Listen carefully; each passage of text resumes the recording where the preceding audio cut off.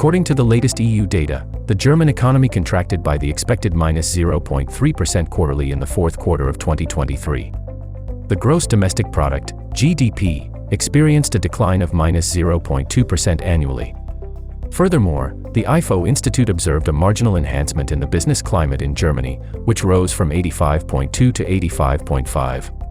On the other hand, the most recent U.S. unemployment data and strong S&P Global Flash PMIs bolstered the hawkish rhetoric of Federal Reserve officials.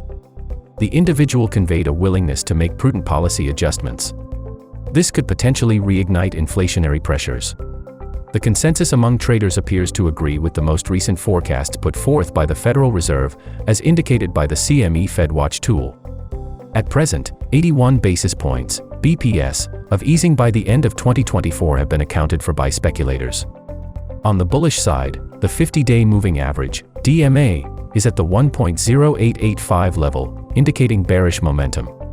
A failure to break the resistance level with a decline below the 1.08 area could target the low of 1.06 set on November 10th.